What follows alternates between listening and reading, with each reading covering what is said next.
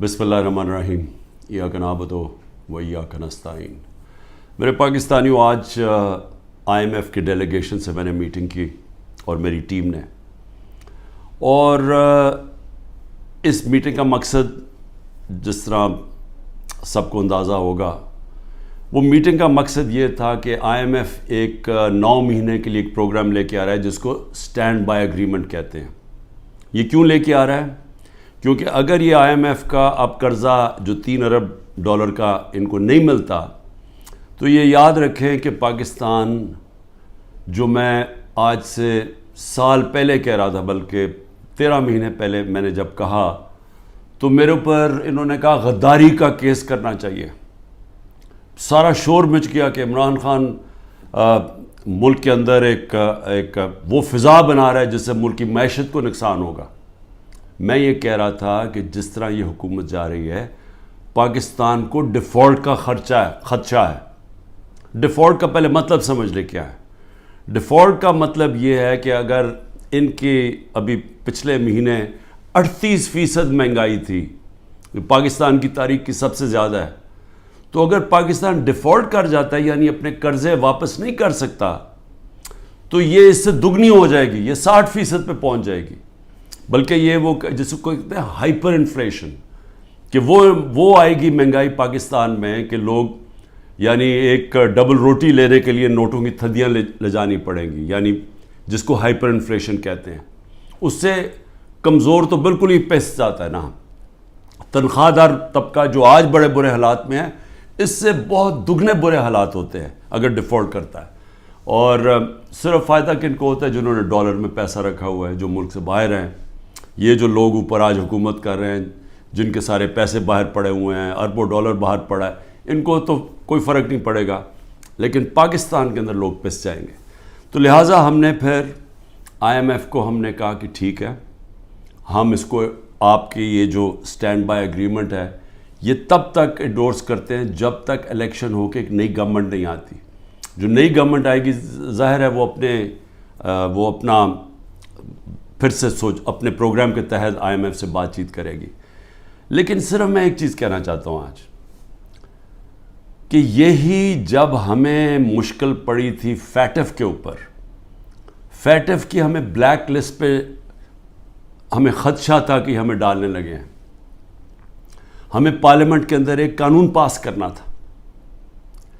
तो जब हमने ऑपोजिशन को कानून पास करने का कहा, क्योंकि अगर ब्लैक लिस्ट पे आ जाएं तो वो भी पाकिस्तान में सैंक्शंस लग जाती हैं, वो फिर वही हालात बनने शुरू हो जाते हैं जो कि एक डिफ़ॉल्ट से होते हैं, यानी फाइनेंसिंग ख़त्म हो जाती है बाहर से, उस चीज़ें महंगी हो जाती है, महंगाई होती है, गुर्बत बढ़ जाती है। तो उससे बचने के लिए हमने वो लेजिस्लेशन पास कर दी थी असेंबली में। तो जब हमने ये PDM के लोगों को कहा कि ये हमारी मदद करें ये लेजिस्लेशन पास करने में, तो इन्होंने आगे से कहा कि पहले हमें NRO दो, नैब के अंदर चेंजेस लेके आओ, जो हमारे ऊपर पहले इनके दौर के जो करप्शन के केसेस थे वो माफ़ करो, और अगर वो आप नहीं करेंगे तो हम आपके साथ नहीं देंगे। और हमने वो NRO नहीं दिया, इन्होंने साथ नहीं दिया।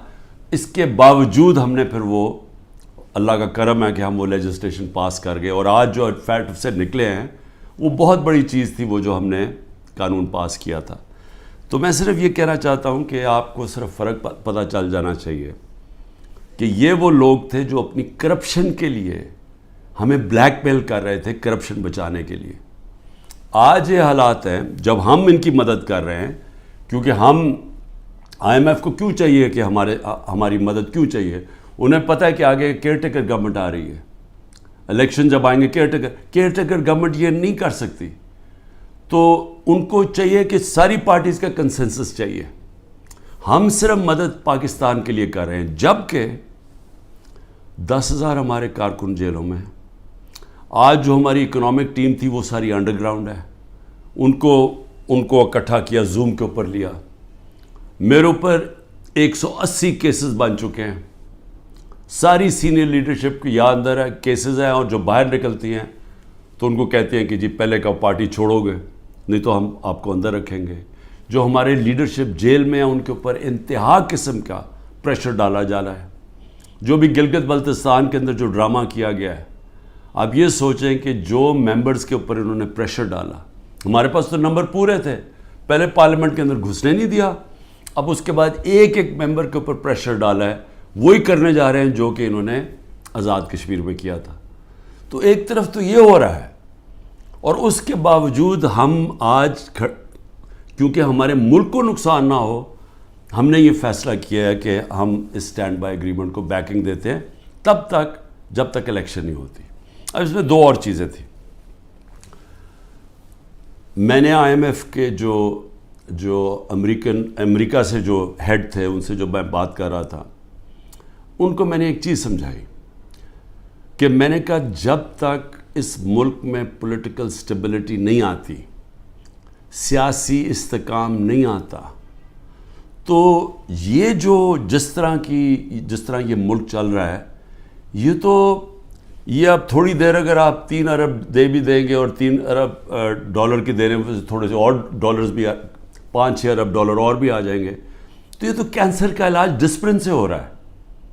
جو کینسر ہے وہ پھیلتی جا رہی ہے, اور کینسر کیا ہے کہ ملک میں سیاسی استحکام ہی نہیں ہے. اور وہ کیوں نہیں ہے؟ کیونکہ یہ سب پارٹیز نے مل کے اور ساتھ اسٹیبلشمنٹ, کیونکہ تحریک انصاف اقتدار میں نہ آئے, الیکشن تب کروائیں گے جب یہ سمجھتے ہیں کہ پارٹی تحریک انصاف الیکشن نہیں لڑ سکے گی. جب ان کو اوپر اتنا دباؤ ڈالیں گے, اس کو اس طرح کرش کریں گے کہ جب وہ بالکل الیکشن نہیں لڑ سکے گی تب الیکشن کروائیں گے.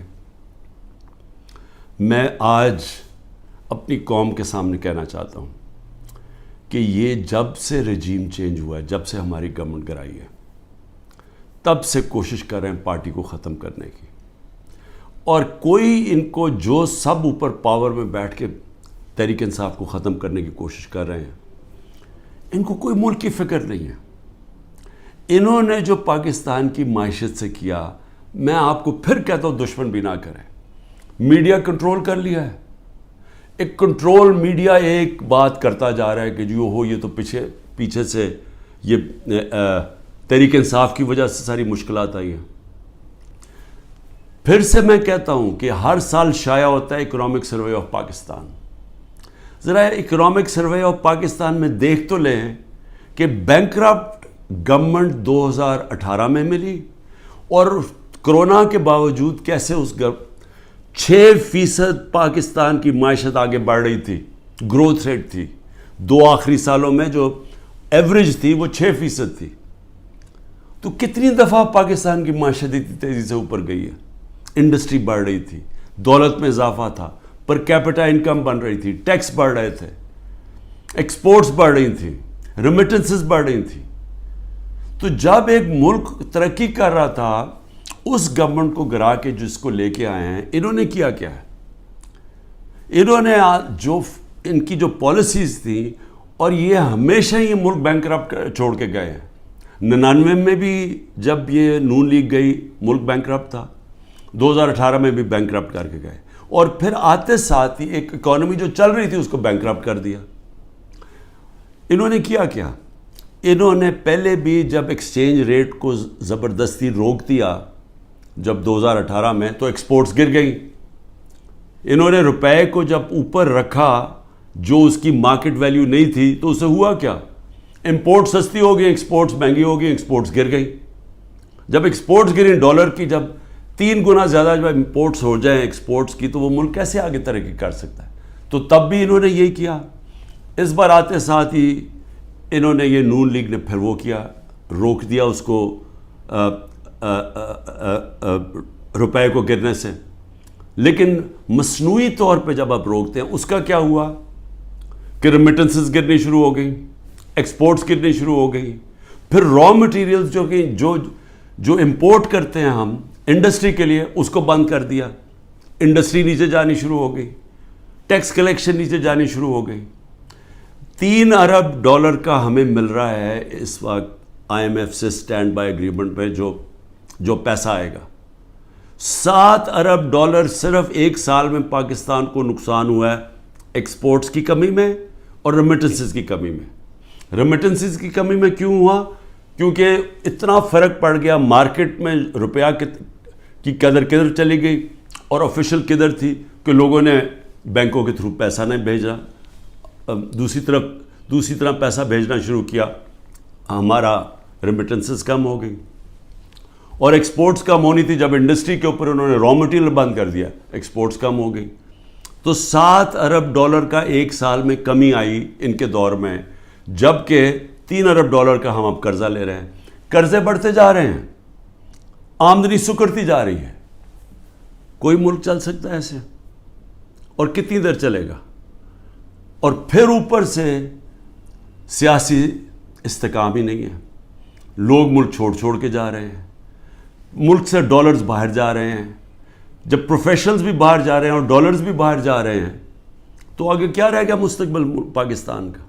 اس لیے ہم نے IMF کو بھی سمجھایا، میں نے اس کو سمجھایا. میں نے کہا دیکھو، جب تک فری اینڈ فیئر الیکشنز نہیں ہوں گے یہ ملک اب یہاں سیاسی استحکام نہیں آئے گا اور اکانومی ٹھیک نہیں ہونے لگی. لیکن بدقسمتی کیا ہے کہ حکومت دوسری، یہ جو پالیسیز ہیں جو پاور میں بیٹھے ہیں وہ دوسری طرف جا رہے ہیں. بجائے صاف اور شفاف الیکشن کروا کے ایک سیاسی استحکام آئے، ایک ایسی حکومت آئے جو پبلک کی ووٹ سے آئے، پبلک کے مینڈیٹ سے آئے، 5 سال کے لیے آئے، وہ پھر مشکل فیصلے کرے. مشکل فیصلے کا مطلب اصلاحات کرے. اصلاحات تب ہوتی ہیں ملک میں جب پبلک ایک گورنمنٹ کے ساتھ کھڑی ہو، اعتماد رکھیں گورنمنٹ میں، تب مشکل فیصلے ہوتے ہیں. جب وہ گورنمنٹ ان کو کہے کہ یہ ہم اس ملک میں سرجری کر رہے ہیں، یہ ہم اصلاحات کر رہے ہیں، آپ کو شروع میں تکلیف ہوگی لیکن بعد میں آپ کے حالات بہتر ہو جائیں گے. لیکن وہ گورنمنٹ کر سکتی ہے جس کو پبلک اس پہ اعتماد رکھے. اب ان کے اوپر کس نے اعتماد رکھنا ہے؟ کیونکہ جو انہوں نے کہا کہ جی میں 200 سے کم روپیہ کروں گا، آتے ساتھ اس نے کہا ڈالر کم کروں گا، پہلے تو کہا 100 سے کم کروں گا، یہ سارے انہوں نے نعرے مارتے رہے.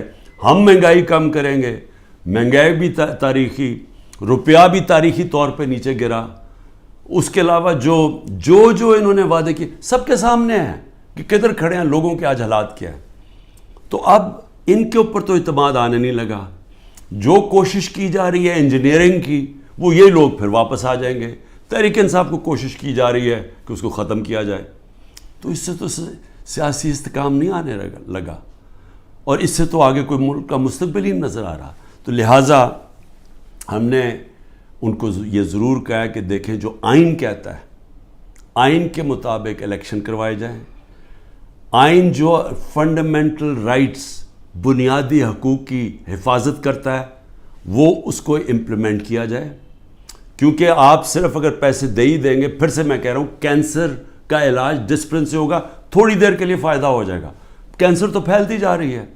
کینسر تو تب ختم ہوگی اس ملک میں، کاٹ کے جب نکالی جائے گی، جب ایک مینڈیٹ والی پبلک کی بیکنگ سے گورنمنٹ آئے گی. وہ مینڈیٹ اس کے پاس ہوگا، وہ پھر ایک وہ سرجری کاٹ کر کے جو اس ملک کے اندر جو غلط چیزیں آ گئی ہیں، جو ہماری ملک کے اندر اصلاحات چاہیے ہیں، جو مشکل فیصلے چاہیے ہیں، جو رول آف لا، قانون کی بالادستی قائم کریں تاکہ ملک میں باہر سے انویسٹمنٹ آئے. سرمایہ کاری ہوگی تو دولت کے اندر اضافہ ہوگا. وہ دولت میں اضافہ ہوگا تو ٹیکس، یہ جو قرضے واپس کریں گے. وہ دولت میں اضافہ تو ہونے نہیں لگا اگر یہ جو آج جنگل کا قانون ہے. تو وہ سب کچھ اکٹھا جاتا ہے. سیاسی استحکام، اس کے بعد اصلاحات میں سب سے پہلی اصلاحات رول آف لا، قانون کی حکمرانی. یہ جو جنگل کا قانون ہے یہ ختم کیا جائے، اور اس کے بعد پھر سرمایہ کاری ہو، اور اس کے بعد اس ملک کے اندر دولت میں اضافہ ہو، اور اس کے بعد ہم اپنے قرضے واپس کریں اور خوشحالی آئے پاکستان میں، لوگوں کو نوکریاں ملیں، بے روزگاری ختم ہو، دولت میں اضافہ، لوگوں کو باہر نہ جانا پڑے. تو وہ تو شروع ہوگا صاف اور شفاف الیکشن سے. اور مجھے جو افسوس ہے اس وقت اور خوف آ رہا ہے کہ ابھی تک جو پر اقتدار میں بیٹھے ہوئے ہیں ان کا کوئی اور پلان بنا ہوا ہے، اور وہ جو پلان ہے وہ پاکستان کو تباہی کی طرف لے کے جا رہا ہے. آخر میں ہم نے IMF کو یہ بھی کہا کہ اس وقت ہمارا جو کمزور طبقہ ہے شدید مشکلات میں ہے، اور اس وقت یہ جو پروگرام آپ دیں اس کے اندر ان کا خاص دھیان رکھا جائے. صحت کارڈ کو کئی کی جگہ ختم کیا جا رہا ہے. یہ ایک اتنی بڑی نعمت ہے غریب لوگوں کے لیے, مڈل کلاسز کے لیے, سفید پوش کے لیے, کہ اتنی مہنگائی کے اندر کم از کم ان کا علاج وہ جائیں تو کم از کم وہ جو ہمارا صحت کارڈ کہ 10 لاکھ روپے تک ان کو کسی بھی ہسپتال میں علاج ملنا چاہیے, اس کو رول بیک کیا جا رہا ہے. اور دوسری چیز ٹارگٹ سبسڈی جو ہم لانے لگے تھے, کہ بجائے آپ سبسڈائز ایسے کریں کہ پٹرول وہ عمران خان بھی اتنی قیمت کا خریدے اور ایک بیچارہ غریب آدمی بھی اتنے خریدے یا رکشہ والا بھی, ایسا نہیں ہونا چاہیے. ٹارگٹ سبسڈی ہونی چاہیے, جو ہمارا پلان بنا ہوا تھا اور ہم پوری تیار کیا ہوا تھا کہ ہر طبقے کے لیے جو نچلا طبقہ ہے اس کی حفاظت کی جائے, اور جو پیسے والے لوگ ہیں وہ اتنا جو پیسے دے سکتے ہیں وہ پوری قیمت دیں. لیکن اگر آپ کم قیمت کریں گے تو سب کے لیے وہ قیمت نہ ہو. نچلے طبقے کو سستی دیں اور جو پیسے دے سکتے ہیں وہ پوری قیمت دیں, جو ساری دنیا میں ہوتا ہے. یہ پلان بھی بڑا ضروری ہے نچلے طبقے کو موجودہ مہنگائی سے ان کی حفاظت کرنے کے لیے. یہ بھی ہم نے اپنی بات کی ہے, ہوتا یا نہیں میں نہیں جانتا. آخر میں صرف اپنے پاکستانیوں کو کہنا چاہتا ہوں کہ دیکھیں, آپ سب کے لیے بڑا ضروری ہے سمجھنا. آپ یاد رکھیں کہ اگر یہ پولیٹیکل انجینئرنگ کے تحت اسی طرح ایک فراڈلنٹ الیکشن سے, جس طرح کی یہ سندھ میں ابھی الیکشن کرواتے ہیں, اگر اس طرح کے الیکشن سے یہی لوگوں کو واپس لے کے آنا ہے اور ملک کی سب سے بڑی جماعت کو کونے پہ لگانا ہے, ختم کرنے کی جو کوشش کی جا رہی ہے, اس سے سب سے بڑا نقصان پاکستان کی عوام کو ہے. اور 14 مہینے میں جو نقصان ہو چکا ہے, یہ مزید اور زیادہ نقصان ہوگا. یہ برداشت کر سکتی ہے قوم یا نہیں؟ میرے خیال میں یہ نہیں کر سکتی. میرے خیال میں یہاں ایک ایسا حالات ہو جائیں گے جو سب کے ہاتھ سے باہر نکل جائیں گے, جیسے سری لنکا میں حالات ہو گئے تھے. اور عجیب چیز سن رہی ہے کہ سری لنکا کے آج ہمارے سے بہتر حالات ہو گئے ہیں. یہ بھی آپ کو دھچکا لگے گا سن کے. پاکستان پائندہ باد.